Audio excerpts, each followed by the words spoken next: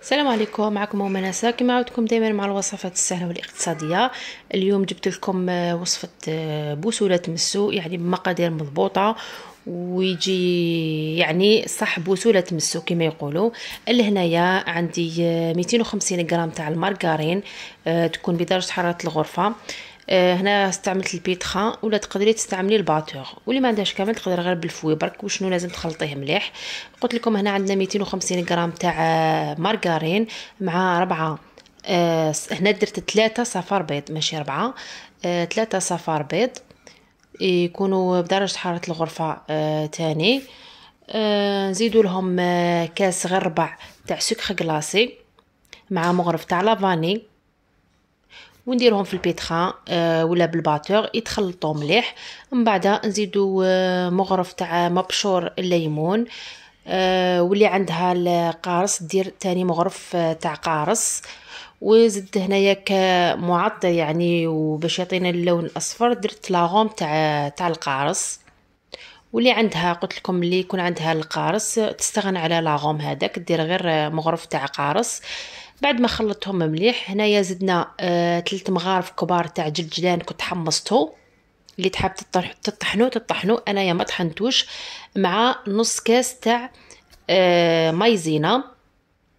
ومغرف ماشي مغرف عندنا يعني على راس المغرف الربع مغرف تاع لاليفور شيميك.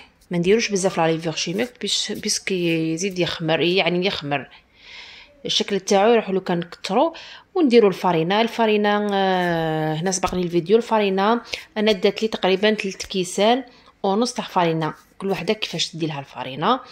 ومن بعد ما لميتو لازم تكون العجينه تاعو طريه، ما ديروهاش ناشفه باسكو بعد تولي تفتت لكم لو كان ديروها ناشفه.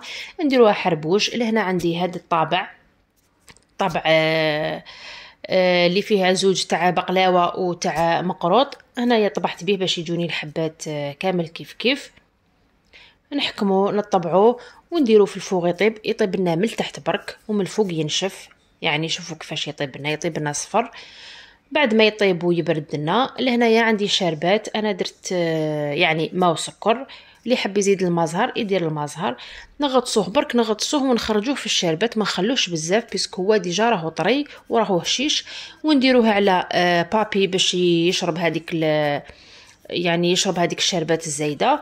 ونكونوا درنا سكر كلاصي من التحت، يعني فرشنا يعني نسكروا عادي كيما نسكروا مقروط اللوز ونسكروا التشارك. هذه هي نديروه من التحت ومن بعد نزيدوا سكر كلاصي من الفوق ونسكروه. يعني كلش راه موضح في الفيديو.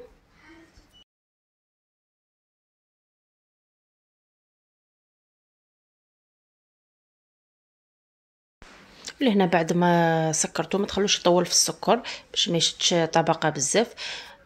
نحولو هذاك السكر كلاصي الزايد كامل ونديروه في الكيسات. ودوك نشوفوا في طبق التقديم مع بعض.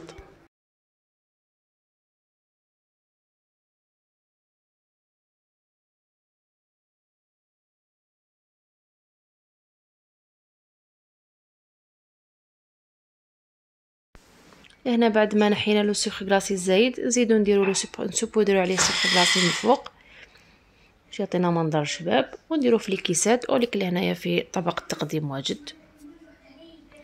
نقول لكم ما تنسونيش بالجيم ابوني في لاباج وفعلوا الجرس باش يحكم من جديد. وفي الملتقى ان شاء الله مع وصفات اخرى.